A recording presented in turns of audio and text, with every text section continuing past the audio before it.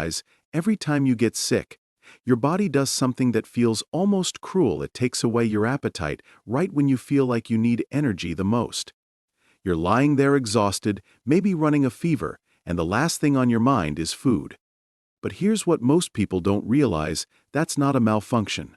That's your body executing one of the most sophisticated survival strategies in human biology. By the end of this video, you're going to understand exactly why your body shuts down hunger when you're sick, and what that actually means for how you should eat when you're not feeling well. So let's start with what's actually happening inside your body the moment you catch a virus or a bacterial infection.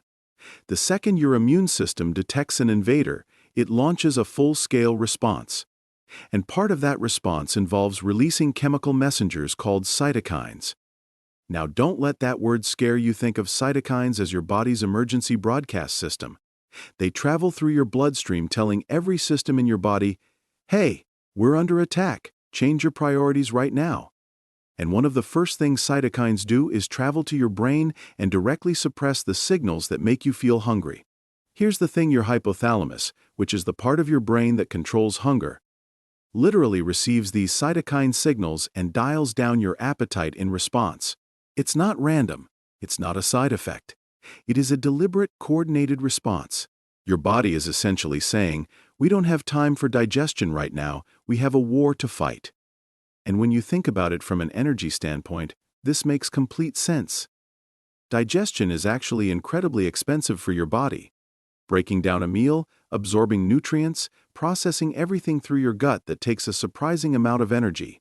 Studies have shown that digestion can account for up to 10% of your total daily energy expenditure. So when your immune system is already working overtime, burning through resources to fight off an infection, the last thing it wants is to compete with your digestive system for that energy. So it just turns digestion down. Now this is where it gets really interesting. Your body also raises your core temperature when you're sick. That's your fever. And fever is not your enemy. Fever is actually a weapon. Most bacteria and viruses are extremely sensitive to temperature. They thrive at your normal body temperature of 98.6 degrees, but when you push that up to 101 or 102, you're literally creating an environment where pathogens struggle to survive and replicate.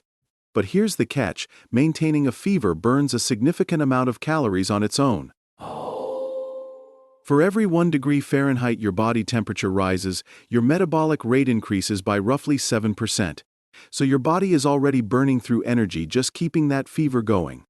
Adding the burden of digestion on top of that would be counterproductive. But wait, there's another layer to this that most people never think about. Your gut and your immune system are deeply connected. About 70% of your immune system actually lives in your gut. And when your body is fighting an infection, a lot of your gut's resources get redirected toward immune function rather than digestion. The gut lining becomes more focused on keeping pathogens out than on absorbing nutrients in. So even if you forced yourself to eat when you're sick, your gut literally isn't in the best position to absorb everything you're putting into it. So what does that actually mean for you when you're sick, and someone is standing over you saying, "You need to eat, you need to keep your strength up"? Here's the nuanced answer. For short-term illnesses, a cold, the flu, a stomach bug, forcing yourself to eat large meals is probably not helping you the way you think it is. Your body suppressed your appetite for a reason. Light, easy-to-digest foods are fine if you genuinely feel like eating something. Think broth, fruit, crackers, yogurt, things that give your body some fuel without demanding a full digestive effort. And hydration, this one, is non-negotiable. Your body loses a tremendous amount of fluid when you're fighting an infection. Especially if you have a fever, you're sweating, or you have any kind of stomach symptoms. Water, electrolyte drinks, herbal teas, warm broth, keeping fluids going is genuinely one of the most important things you can do. This is not optional. Dehydration when you're already sick makes everything worse and slows down your recovery significantly. Now here's something that trips a lot of people up: the difference between having no appetite because your immune system suppressed it versus losing your appetite because you're anxious, stressed, or not sleeping. In America right now, so many people are running on poor sleep, chronic stress, skipped meals, and then when they actually do get sick, they can't tell what's normal suppression and what's something to be concerned about. If your appetite loss lasts well beyond when your other symptoms have resolved, if you're losing significant weight, or if you genuinely cannot keep any fluids down for more than 24 hours, that's when you pick up the phone and call your doctor. Don't try to tough that out at home.